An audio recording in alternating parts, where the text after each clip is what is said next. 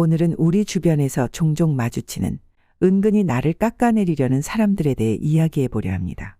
젊었을 때 저 역시 이런 사람들을 만나본 적이 있는데 당시 제가 즐겨 입던 옷차림을 칭찬하는 듯하면서도 은근히 비웃던 직장 동료가 있었습니다. 그때는 그냥 넘겼지만 시간이 지나고 보니 그게 마음의 상처로 남더군요. 나이가 들수록 이런 사람들을 빨리 알아차리고 내 감정을 지키는 것이 얼마나 중요한지 깨닫게 되었습니다. 그래서 오늘은 상대가 나를 깔보는 5가지 명확한 신호와 이에 대한 대처법 3가지를 말씀드리겠습니다. 첫 번째 신호는 옷차림과 외모를 지적하는 것입니다. 이런 사람들은 내 옷차림이나 외모에 대해 자주 한마디씩 합니다. 예를 들어 옷을 신경 써서 입으면 왜 이렇게 사치 부리냐고 비난하고 편하게 입으면 좀 꾸미고 다녀라며 핀잔을 주죠. 만약 이런 말들이 단순한 조언이나 걱정에서 나온 게 아니라면 그 사람의 진짜 의도는 나를 깎아내리려는 것일 겁니다. 왜냐하면 이런 사람들은 남을 비하함으로써 자신이 우월하다고 느끼고 싶어 하기 때문이죠. 사실 이런 행동의 이면에는 자신감 부족이나 열등감이 자리 잡고 있는 경우가 많습니다. 자신에게 만족하지 못하는 사람들은 남의 결점을 부각시키거나 스타일을 깎아내리며 자신의 가치를 확인하려는 경향이 있죠. 쉽게 말해 남을 깎아내리면 상대적으로 자신이 더 나은 사람이라는 착각에 빠지는 겁니다. 마치 거울을 보듯이 남을 비판하면서 자신의 부족함을 감추려는 거죠. 그래서 우리가 한두 번 옷을 잘못 입어서 지적받는 건 그럴 수 있지만 이런 지적이 반복되고 특히 상대가 계속해서 나의 외모나 옷차림을 비꼬듯 말한다면 그 의도를 의심해 봐야 합니다. 그럴 때는 그냥 넘기지 말고 차분하게 내 감정을 표현하는 것이 필요합니다. 상대에게 나는 이렇게 입는 게 편하다 는 식으로 내 의견을 분명하게 전달하는 것이 중요합니다. 이렇게 해야 관계가 건강하게 유지되고 내가 그 사람의 비판에 휘둘리지 않게 됩니다. 두 번째 신호는 내가 하는 행동이나 말을 늘 농담거리로 삼고 무시하는 것입니다. 이런 사람들은 내가 무슨 말을 하든 무엇을 하든 그걸 농담거리로 삼아 나를 깎아내리죠. 가끔 분위기를 띄우기 위한 장난은 이해할 수 있지만 문제는 그 장난이 도를 넘고 내가 불쾌감을 표시해도 멈추지 않을 때입니다. 이런 경우 그 사람은 나를 만만하게 보고 있다는 신호일 수 있습니다. 이런 행동 뒤에는 보통 2가지 심리가 작용합니다. 첫 번째는 상대를 깔봄으로써 자신이 더 우위에 있다고 느끼고 싶어하는 심리입니다. 상대방의 약점을 조롱하거나 작은 실수까지 농담으로 부풀려 자신이 더 똑똑하거나 우월하다는 착각을 하게 되는 거죠. 이는 그 사람이 자신의 불안감이나 부족함을 남의 결점에서 위로받으려는 방식입니다. 다른 사람을 비웃음으로써 상대적으로 자신이 더 나은 사람이라고 느끼려는 것이죠. 두 번째는 사회적 지위나 위치를 확립하려는 심리입니다. 농담처럼 보이지만 그 사람은 나를 깎아내림으로써 집단 내에서 우위를 점하려는 의도가 있을 수 있습니다. 다른 사람을 깔보면서 자신이 더 높은 위치에 있다고 생각하게 되는 거죠. 그래서 끊임없이 나를 깎아내리며 자기 주도권을 유지하려고 합니다. 이런 사람들은 자신이 정당하다고 생각하는 경우가 많지만 사실 상대를 무시하는 것은 예의 없는 행동입니다. 이럴 때는 단호하게 기분 나쁘다고 말의 감정을 명확히 전달하는 것이 중요합니다. 내가 분명하게 불쾌감을 표현하면 상대방도 나를 쉽게 깔보지 못할 것입니다. 세 번째 신호는 나를 감정 쓰레기통처럼 대하는 것입니다. 이런 유형의 사람들은 자신의 감정을 일방적으로 쏟아내며 나에게 감정적 부담을 떠넘기죠. 고민, 불만, 화나는 일 등을 거침없이 털어놓으면서도 내 감정이나 의견에는 전혀 관심이 없습니다. 이런 사람들과 대화를 하다 보면 결국 내 에너지만 소모되고 피로감만 남습니다. 이런 행동은 주로 자기중심적인 사고방식에서 비롯됩니다. 이들은 세상의 중심이 자신이라고 생각하며 자신의 감정을 해소하는 것이 가장 중요하다고 여깁니다. 그래서 대화에서도 오직 자신의 감정 해결에만 몰두하고 상대방의 감정은 아랑곳하지 않죠. 중요한 건 내가 어떻게 느끼는가가 아니라 본인이 속 시원해지는가입니다. 이는 감정을 통제할 줄 모르거나 타인의 감정을 존중할 줄 모르는 미성숙함에서 비롯됩니다. 또한 공감 능력의 부족도 이러한 문제의 핵심 원인입니다.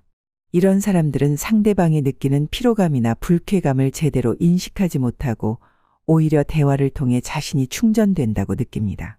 결국 이런 패턴이 반복되며 상대는 일방적인 대화에 지쳐가죠.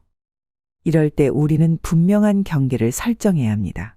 대화는 상호적인 것이어야 하며 서로의 감정을 존중하는 것이 건강한 관계의 기본입니다. 상대방이 계속해서 자신의 이야기만 하고 내 이야기를 듣지 않는다면 우리는 그 관계에서 지쳐갈 수밖에 없습니다. 내가 존중받고 싶다면 내 이야기에도 귀를 기울여야 합니다. 그렇지 않다면 이런 일방적인 관계의 에너지를 계속 낭비할 필요는 없습니다. 내가 느끼는 불편함을 솔직하게 상대에게 전하고 감정적 피로를 덜어내기 위한 경계를 세우는 것이 중요합니다. 그래야만 상대방이 나를 더 이상 감정 쓰레기통으로 대하지 않게 됩니다.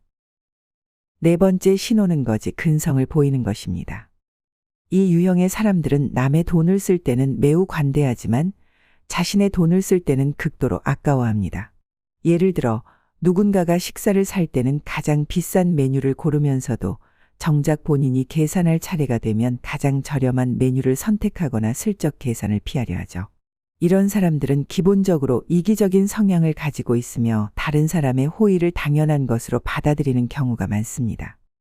거짓 근성을 보이는 사람들의 심리는 타인의 자원은 무한하고 자신의 자원은 제한적이라는 왜곡된 사고방식에서 비롯됩니다. 그들은 자신의 이익을 극대화하려는 본능이 강해 남의 돈이나 시간을 함부로 사용하면서도 죄책감을 느끼지 않습니다. 기본적으로 자기중심적이고 타인의 노력이나 자원을 존중하지 않죠. 이런 사람들은 타인의 호의가 반복될수록 그것을 권리처럼 착각하며 점점 더 당연하게 여기게 됩니다. 또한 이러한 사람들은 자신의 돈과 자원을 소중히 여기면서 타인의 자원을 경시하는 경향이 있습니다. 이는 단순히 돈에만 한정되지 않고 시간에서도 나타납니다. 약속을 정할 때 지각을 하거나 약속 시간을 자주 변경하면서도 별다른 미안함을 느끼지 않는 사람들이 그 예입니다. 그들은 자신의 시간은 중요하고 소중하게 여기지만 타인의 시간이나 노력은 가볍게 여기는 이기적인 태도로 일관합니다. 예를 들어 친구들끼리 만나기로 1시간이 지났는데도 여유롭게 등장하거나 계속해서 약속을 변경하면서도 어차피 괜찮을 거야 라는 태도를 보이는 사람이 있을 겁니다. 이런 사람들은 자신의 편의에 맞춰 상대방의 시간을 허비하게 만들고 그로 인해 상대가 불편함을 느끼더라도 크게 신경 쓰지 않습니다. 이런 사람들과는 적당한 거리를 두는 것이 현명합니다. 그들은 타인의 자원과 시간을 존중하지 않기 때문에 관계를 계속 유지하다 보면 나만 손해를 보게 됩니다. 계속해서 자신의 이익만 챙기고 상대의 호의를 권리처럼 받아들이는 사람에게는 적절한 경계를 세우고 관계를 재조정하는 것이 필요합니다. 그래야 내가 더 이상 이용당하지 않게 됩니다. 5번째 신호는 초면에 반말을 하는 것입니다. 초면부터 반말을 쓰는 사람들은 자신이 상대방보다 우위에 있다는 것을 은근히 드러내고 싶어 합니다. 보통 반말은 친밀한 관계에서나 사용되는 표현 방식인데 이를 무시하고 처음부터 반말을 하는 것은 상대를 깔보고 관계의 주도권을 쥐려는 의도가 있다고 볼 수 있습니다. 이들은 상호 존중보다는 자신이 더 높은 위치에 있음을 강조하려는 경향이 있죠. 초면에 반말을 하는 사람들의 심리에는 권위적이고 우월감을 느끼려는 욕구가 숨어 있습니다. 그들은 관계의 시작에서부터 주도권을 잡고 싶어하며 상대를 제압하거나 통제할 수 있다고 생각합니다. 이를 통해 자신이 더 강하거나 우월한 위치에 있다고 믿고 상대가 자신에게 쉽게 순응하기를 기대하는 것이죠. 이러한 행동은 주로 자존감이 낮거나 권위적인 환경에서 자라난 사람들에게서 많이 나타납니다. 또한 이들은 타인을 쉽게 평가하고 분류하려는 성향을 가지고 있습니다. 상대를 존중할 가치가 없다고 판단하거나 자신이 그 관계에서 우위를 차지해야 한다고 생각하는 경우에 초면부터 반말을 사용하죠.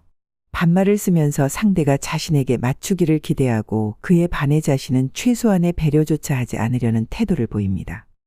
예를 들어 처음 만난 자리에서 나이 차이도 별로 안 나는데 굳이 존댓말 할 필요 있나 라고 말하며 반말을 시작하는 사람이 있을 수 있습니다.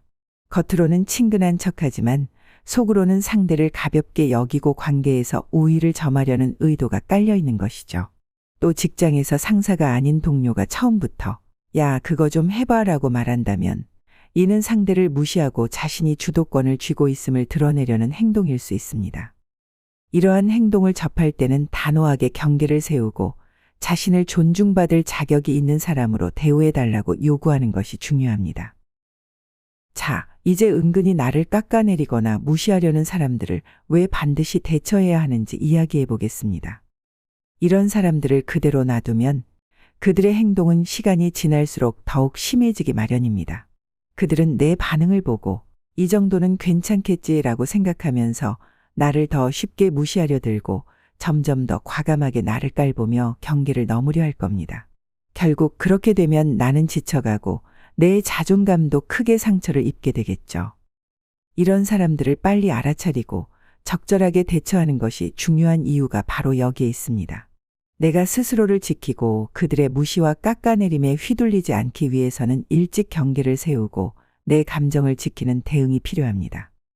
첫 번째 대처법은 어깨를 펴고 당당하게 말하는 것입니다.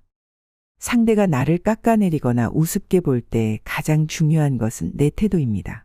사람들은 대개 자신보다 약해 보이는 사람이나 쉽게 반응하지 않는 사람을 더 만만하게 보고 무시하려고 하죠. 그래서 이런 상황에서는 내가 먼저 어깨를 펴고 목소리를 크게 내면서 당당하게 행동해야 합니다. 내 의견을 또박또박 강하게 전달하면 상대는 나를 더 이상 하찮게 볼 수 없다는 사실을 깨닫게 됩니다. 이와 관련해 나폴레옹의 이야기를 들 수 있습니다.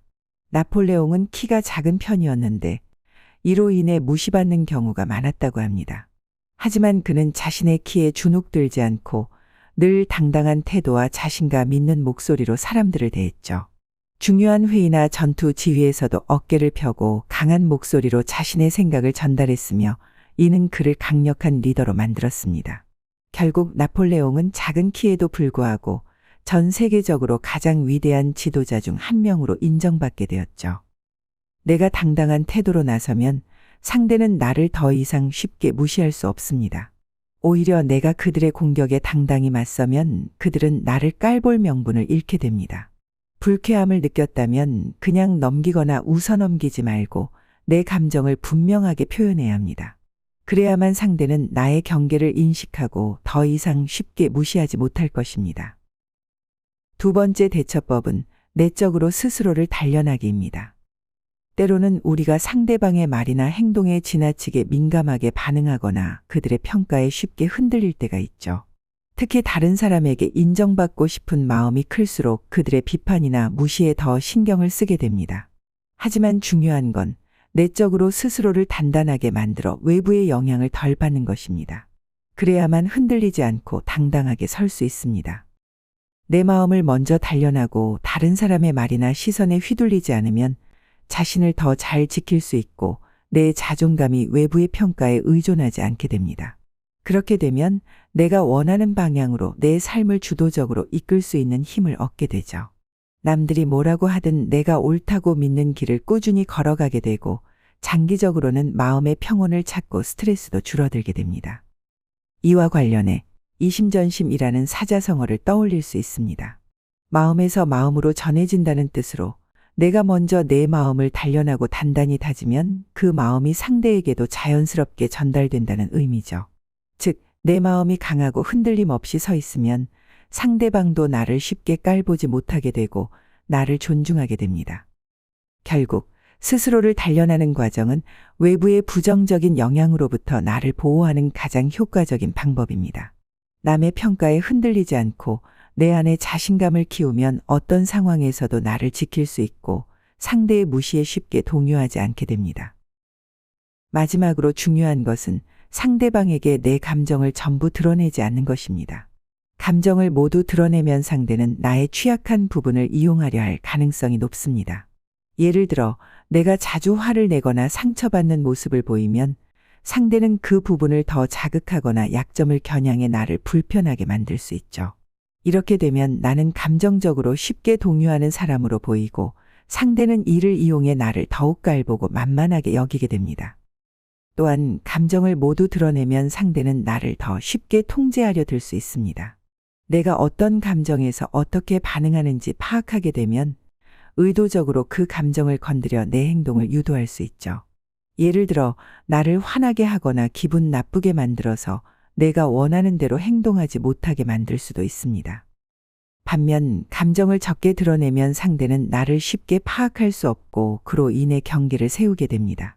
나를 쉽게 읽지 못하는 상대는 내 반응을 예측하지 못해 함부로 대하지 못하고 자연스럽게 나를 존중하게 되는 것이죠. 또한 감정을 억제함으로써 나도 더 냉철하게 상황을 판단할 수 있습니다. 감정에 휘둘리지 않으면 상황을 더 객관적으로 바라볼 수 있고 나에게 유리한 방식으로 행동할 수 있게 됩니다. 이와 관련해 고대 중국의 장량 이야기가 있습니다. 장량은 한나라 유방의 책사로 여러 계략을 통해 한나라의 승리를 이끈 인물입니다. 그는 자신의 감정을 드러내지 않기로 유명했는데 유방의 지시로 적장 항우와 대면할 때도 상대의 도발에도 차분하게 대응하며 감정을 드러내지 않았습니다. 결국 항우는 장량을 파악하지 못하고 그의 계략에 말려들어 패배하고 말았습니다. 장량은 감정을 절제하고 필요한 만큼만 드러냄으로써 상대를 조종하는 힘을 가졌던 것이죠. 따라서 감정을 전부 드러내지 않고 필요한 만큼만 보여주는 것은 나를 지키는 강력한 무기가 됩니다. 내가 쉽게 읽히지 않으면 상대는 더 이상 나를 함부로 대하지 못하고 오히려 나를 존중하게 됩니다. 감정은 때로 숨기고 때로 드러내면서 상대가 나를 경계하게 만드는 것이 중요합니다. 오늘의 내용을 다시 한번 정리해 보겠습니다. 상대가 나를 무시하는 5가지 신호는 다음과 같습니다. 첫 번째, 옷차림과 외모를 지적한다. 두 번째, 나를 농담거리로 삼아 무시한다. 세 번째, 나를 감정 쓰레기통으로 여긴다. 네 번째, 거짓 근성을 보인다. 다섯 번째, 초면에 반말을 한다. 이에 대한 대처법은 첫째, 어깨를 펴고 당당하게 말하기. 둘째, 내적으로 스스로를 단단하게 단련하기. 셋째, 감정을 전부 드러내지 않기. 이 5가지 신호와 3가지 대처법을 잘 기억하셨나요? 인간관계를 맺다 보면 이런 상황을 완전히 피할 수는 없지만 어떻게 대처하느냐에 따라 내가 더 당당해질 수 있습니다. 그리고 가장 중요한 것은 상대에게 맞추기보다는 내 자신을 먼저 사랑하고 존중하는 것입니다. 구독과 좋아요도 잊지 말아주세요. 다음에도 더 현실적이고 도움이 되는 이야기를 들고 찾아오겠습니다. 오늘 영상이 조금이라도 도움이 되셨다면 정말 기쁘겠습니다. 긴 시간 시청해 주셔서 감사합니다.